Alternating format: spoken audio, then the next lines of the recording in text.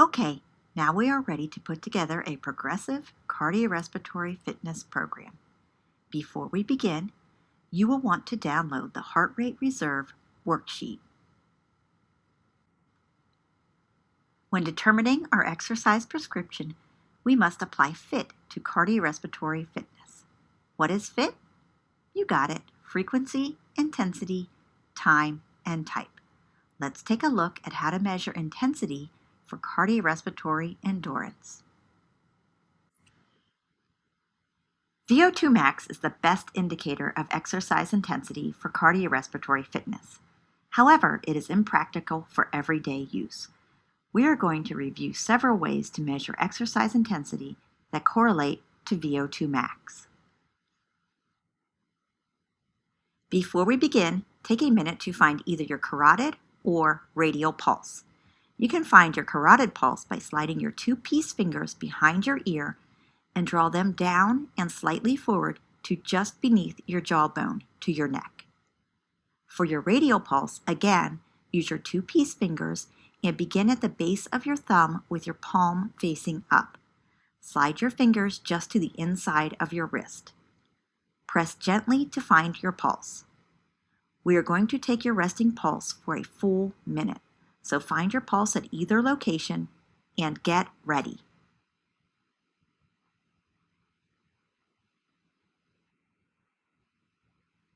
I will time a full minute while you count your heartbeats. Begin counting at 1 when I say go. 3, 2, 1, go.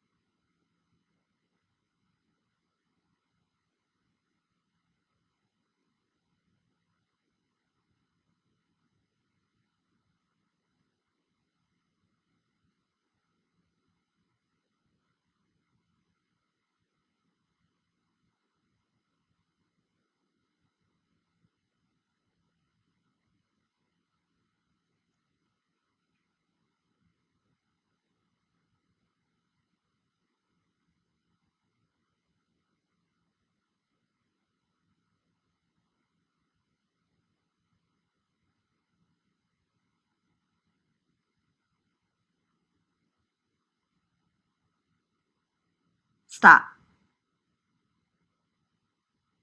Record your resting heart rate.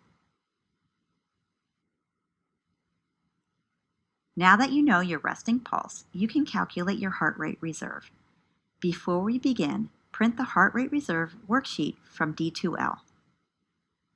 Heart rate reserve is somewhat more accurate than just using your maximal heart rate because it takes into account your resting heart rate.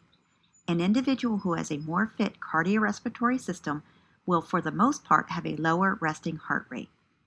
You may want to retake your resting heart rate because the best time to take your resting pulse is when you are completely relaxed, sitting still for at least 20 minutes, and you will want to make sure that you have not consumed caffeine or any other stimulant prior to taking your heart rate. You should measure this at least 2 different times and then average them.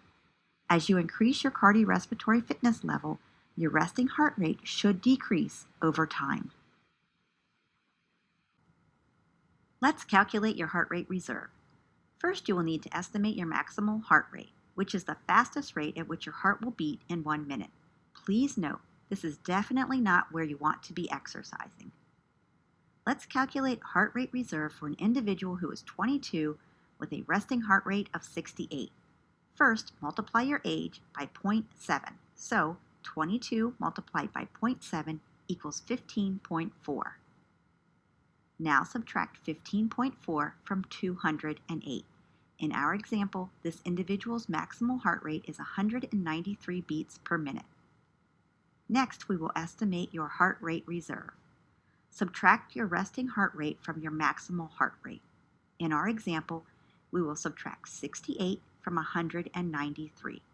The result is your heart rate reserve, or 125 for our example.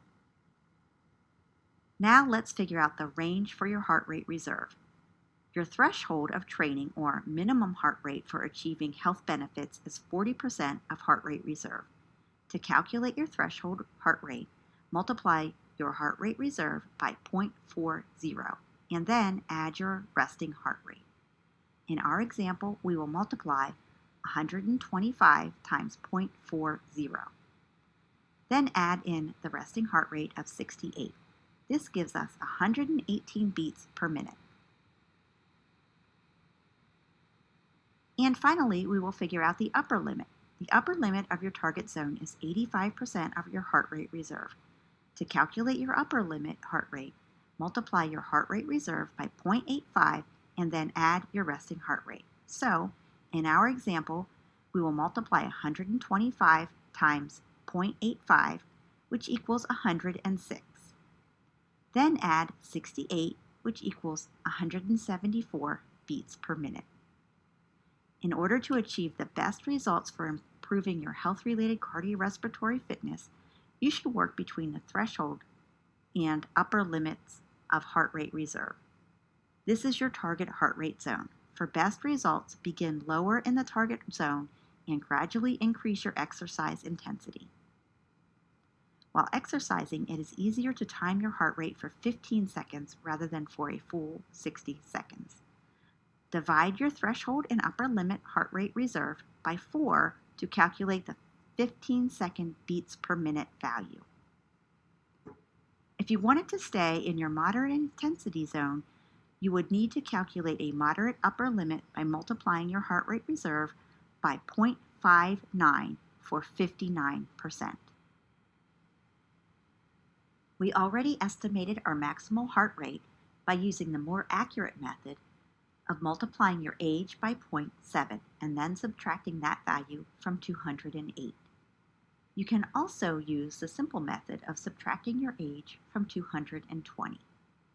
With maximal heart rate, you would determine your target heart rate zone by simply multiplying maximal heart rate by 0.55 to determine your threshold and by 0.90 to determine your upper limit.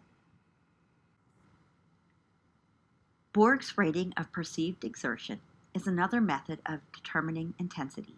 Here, the individual will identify their exercise intensity based on how hard they think they are working. Showing here is the original scale where an individual would want to be working between 12 and 16 for health-related cardiorespiratory endurance. There is a revised scale that ranges from 0 to 10, and it suggested that individuals are more likely to be able to accurately estimate a value on a scale of 0 to 10. Either version is a good way to estimate intensity, especially for sedentary individuals who are out of shape. The talk test is the easiest but least scientific method of measuring cardiorespiratory exercise intensity. While exercising, if you can carry on an intense conversation or recite poetry, then your intensity is too easy. And if you are gasping for breath to talk, you are working too hard and need to slow down. If you are able to talk in complete sentences, then you are working at moderate intensity. This table identifies each method of estimating cardiorespiratory intensity.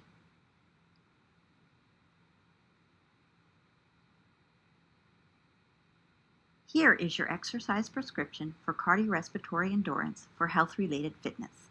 The American College of Sports Medicine recommends 3 to 5 days per week of moderate to vigorous rhythmic continuous activity at 40 to 59% of heart rate reserve to be performed for 20 to 60 minutes at a time, depending on level of intensity.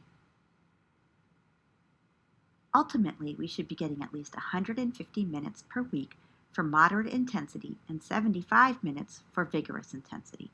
For health-related fitness, you can reduce your time when exercising at vigorous intensity.